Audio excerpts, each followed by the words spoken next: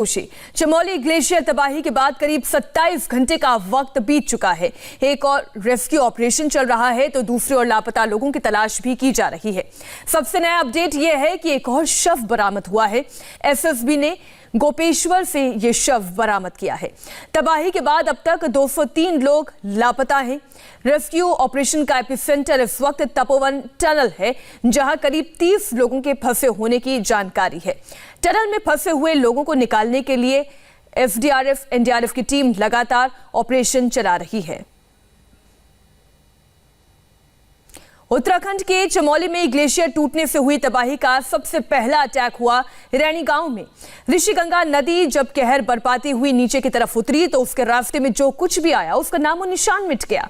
चमोली के जिस रैणी गांव में कुदरत का कहर बरपा, वहां ग्राउंड जीरो पर इंडिया टीवी संवाददाता पवन नारा पहुंचे। इस रिपोर्ट को देखकर आपको आसानी से समझ आ जाएगा कि कैसे चंद पलों में सब कुछ बह गया, सब कुछ तबाह हो गया।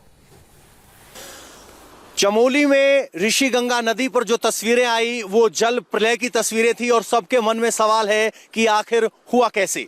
इस सब की शुरुआत ऋषिगंगा पावर प्रोजेक्ट जहां है उसके ऊपर आप देखेंगे तो आपको बर्फ से ढके हुए पहाड़ नजर आ रहे होंगे। यहीं से ग्लेशियर टूटने के बाद इस पूरी त्रासदी की शुरुआत हुई और उसके बाद ग्लेशियर टूटने के बाद बर्फ, मलबा और पानी बेहद तेज गति से आया।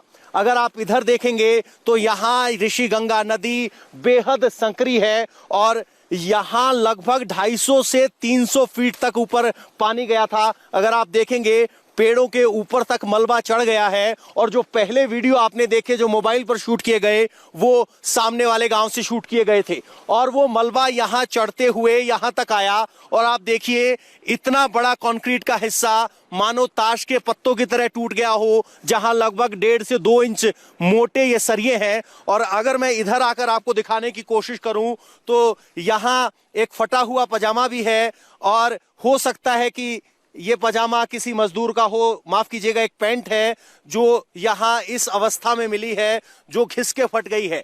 जब भी मलबा आता है तो मलबा अपने साथ पत्थर, कील, लकड़ी, टुकड़े लेकर आता है। उसका नतीजा ये होता है कि शरीर से कपड़े उतर जाते हैं या कहें कि कपड़े फट जाते हैं। अब मेरे कैमरामैन विजय अगर दिखा पाए, विजय ममगई, लगभग 250 फीट नीचे यहाँ नदी बह रही है। अमूमन स्तर नदी के पानी का यही होता है, लेकिन अब ये स्तर बढ़कर जब सोचिए सैलाब आया तो ये जल स्तर कितना बढ़ गया और ये स्तर ऊपर अगर मेरे कैमरामैन पैन करे तो लगभग 250 से 300 मीटर ऊपर वो सड़क है, वहां तक ये मलबा गया था। नीचे से एक सड़क गुजरती थी, वो सड़क अब गायब हो चुकी है। यहाँ कुछ लोग भी हैं जो अपने भाइयों को ढूंढने के लिए आए हुए हैं। हम आपको बता दें कि ट्रैकिंग करते हुए यहाँ तक पहुंचे हैं। बहुत से लोग ऐसे हैं, इस पावर प्रोजेक्ट में 25 लोग मिसिंग बताए जा रहे हैं। यहाँ मलबा फैला हुआ है। आपका नाम कहाँ है, कहाँ से आप आए हैं? हम चमोली से आए हैं। हाँ, चमोली घाट से, कांडाई से। जी, नाम संदीप कन्याल है मेरा। तो कौन आपका गायब हो गया? आप यहाँ क्या कर रहे हैं? जी, मेरा भाई हो गया गायब जी। तो किसने बताया कि यहाँ हो सकते हैं वो? जी, बताया तो किसी ने, हम ढूंढ रहे कि मतलब वो यहीं ड्यूटी करते थे, इसी प्रोजेक्ट में ड्यूटी करते हो, सिक्योरिटी गार्ड में। तो हम भी ढूंढ रहे कि मिल जाएंगे तो ठीक है, नहीं मिलेगा तो कोई बच के भी निकल पाया? किसी से बात हुई हो? जी हाँ, तीन तो हमारे गांव के थे, कांडे के। 3 तो एक तो बच के निकल गए, 2 के लापता है, 2 के पता नहीं चल रहा। 2 लापता है, ये ढूंढ रहे हैं। अब जरा यहाँ की तस्वीरें आपको दिखा देते हैं। सामने अगर आप देखेंगे तो वहां सड़क गायब हो गई है। सड़क जहां 2 आदमी आपको खड़े दिखाई दे रहे हैं वहां तक सड़क गायब हो गई है। मलबा बहते हुए यहां तक जा रहा था और सामने आप गांव देख रहे हैं, वो रैणी गांव है। उस गांव समेत 7-8 गांवों का संपर्क टूट गया है। संपर्क के लिए जो पुल था, बड़ा पुल था, विशाल पुल था, उसका नामो निशान मिट गया है। सोचिए कि कंक्रीट का पुल ताश के पत्तों की तरह गिर जाए तो क्या स्थिति बनती होगी। हम आपको बता दें, वो जो आप घर देख पा रहे हैं वो घर रैणी गांव है उसके नीचे जो सड़क आ रही है, ये सड़क आती थी और अब आपके स्क्रीन पर जो आप देख रहे हैं ये कंक्रीट का ब्लॉक, यहां पुल था, लेकिन अब वो पुल गायब हो चुका है। और यहां की स्थिति ये है कि जब मलबा आया तो इतनी तेज गति, वेग और आवाज के साथ आया कि लोगों को लगा कि कोई धमाके की आवाज है, और उसके बाद लगातार यहां आया, लोगों को संभलने का मौका नहीं मिला। आप अंदाजा लगाइए, इस नदी के स्तर से थोड़ा करीब यहां सड़क गुजरती है, और अगर किसी को पता चले कि यहां मलबा आ रहा है तो क्या कोई आदमी 250 फीट ऊपर चढ़ पाएगा?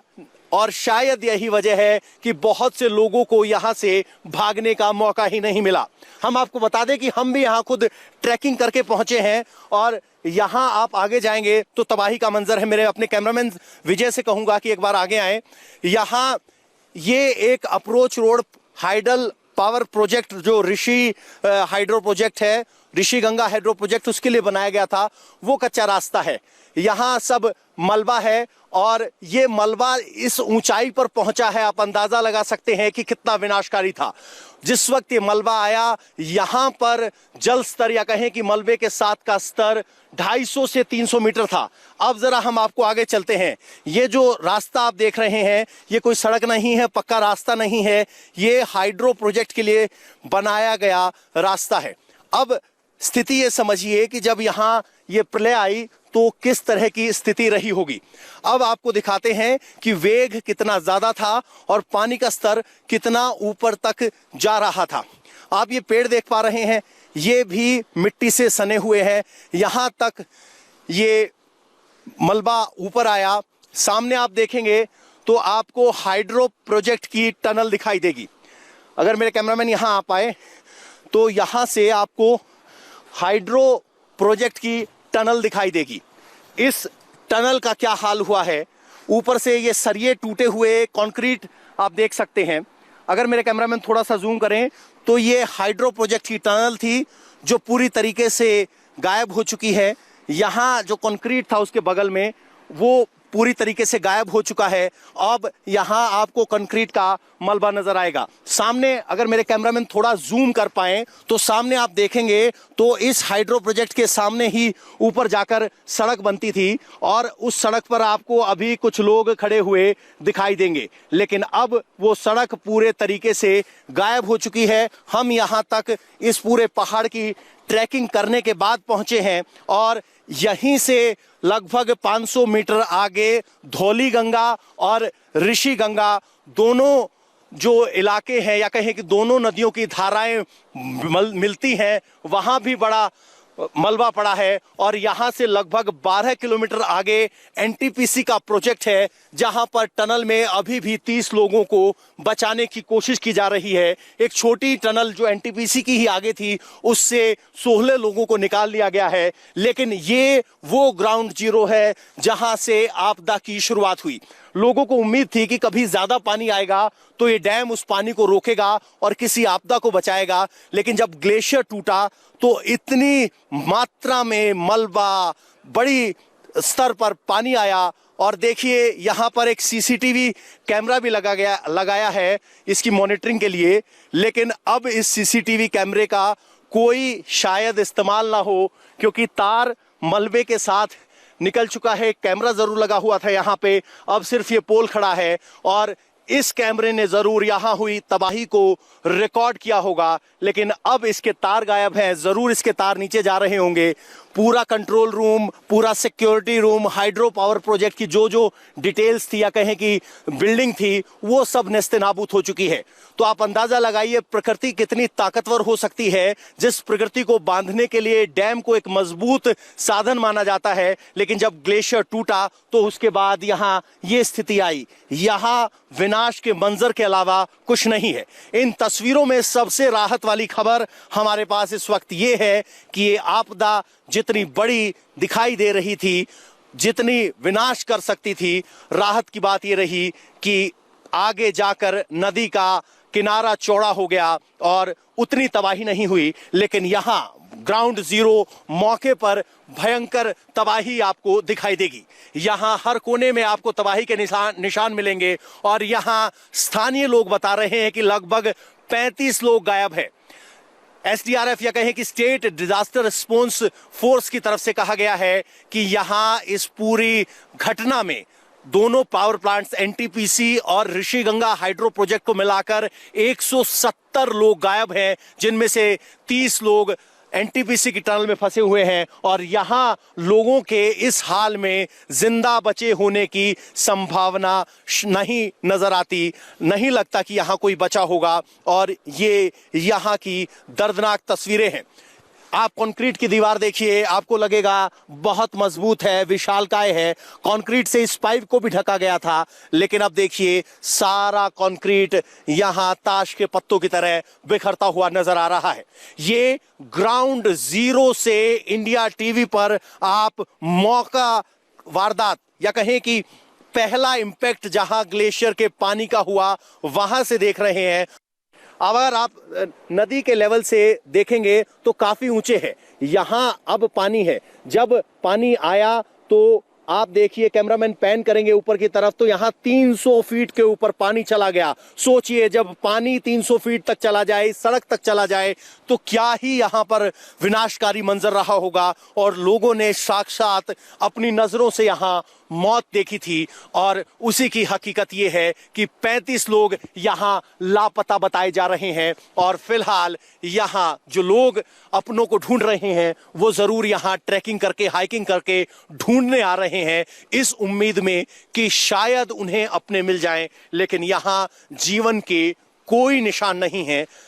अगर किसी चीज के निशान है तो वो है सिर्फ विनाश ही विनाश। और जिस तरीके से प्रकृति अपना रौद्र रूप दिखाती है, वो रौद्र रूप यहां दिखाई दिया और इन तस्वीरों को बयान नहीं किया जा सकता। सामने आप देखेंगे रैणी गांव है, इसके समेत 8 गांव हैं जिनका संपर्क पूरी तरीके से टूट गया है। और अब इन गांवों में जरूरी राशन रसद के लिए हेलीकॉप्टर सेवा का इस्तेमाल किया जाएगा ताकि लोगों तक मदद पहुंचाई जाए। और ये पूरा सीक्वेंस ऑफ इवेंट है कि आखिर सुबह 10 बजे रविवार को क्या हुआ और उसके बाद इस नदी का स्तर मलबे के साथ बेहद बढ़ गया और जो जो इसकी चपेट में आया उसके लिए बचने का कोई मौका नहीं था। आपने ऋषिगंगा प्रोजेक्ट से पवन नारा की रिपोर्ट देखी। सैलाब ने तपोवन प्रोजेक्ट पर सबसे बड़ा प्रहार किया। तबाही के ग्राउंड जीरो से आपको दिखाते हैं उनकी एक्सक्लूसिव रिपोर्ट।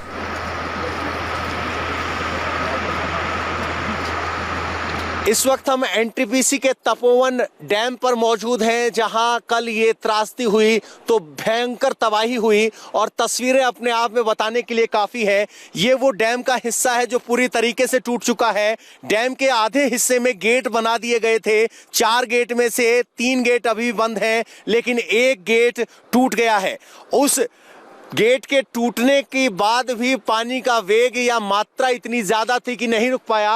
उसके बगल में पानी ने अपना अलग रास्ता बनाया और डैम का जो कंस्ट्रक्टेड एरिया है उसके अलावा बाद में जो इलाका छोड़ा गया था डैम को एक्सपेंड करने के लिए, वहां ये पानी बढ़ते हुए आया और डैम की दीवारों पर इस मलबे का क्या असर हुआ है उसका अंदाजा आप इस बात से लगा सकते हैं कि ये सरिये सारे जो कि डैम की दीवारें बनाने के लिए एक कंक्रीट के ब्लॉक्स तैयार किए गए थे, वहां सरिये निकले हुए दिखाई देंगे। और इधर आप देखेंगे तो यहाँ मलबा भरा हुआ है और जलस्तर आप देखेंगे तो लगभग 36 फीट तक जलस्तर यहाँ पूरे तरीके से बढ़ गया था। यानी जब यहाँ मलबा आया तो भयंकर तबाही हुई और इस मलबे में भी बहुत से लोगों के छिपे होने या कहें कि दबे होने की आशंका से इनकार नहीं किया जा सकता। यहाँ 7 से 8 शव बरामद किए जा चुके हैं, लेकिन बाकी शवों को ढूंढने का और बाकी लोगों को ढूंढने का काम भी जारी है। यहाँ दलदल वाली जो स्थिति है इसमें आप देखेंगे इस तरह की जब फ्लैश फ्लड आती है तो ग्लेशियर के पानी के साथ यहाँ मलबा आता है और ये मलबा भयंकर तबाही मचाता है और ये इतना ताकतवर होता है कि सामने आने वाले कंक्रीट को भी पूरे तरीके से नेस्तनाबूद कर देता है। आपको बता दें कि ये प्रोजेक्ट जहां है वहां अचानक से चौड़ाई बढ़ने की वजह से यहाँ स्थिति ऐसी रही कि पानी बड़े इलाके में फैल गया, इसीलिए 12 से 13 मीटर ही ज्यादा बढ़ पाया। अगर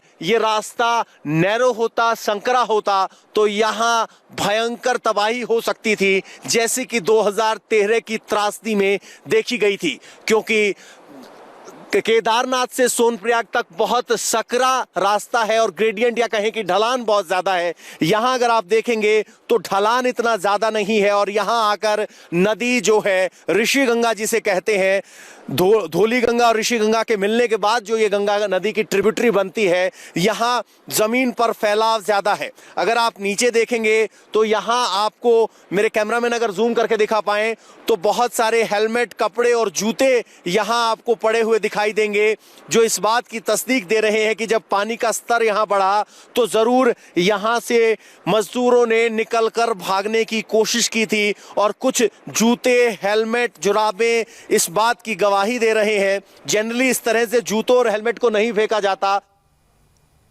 और फिलहाल रुकने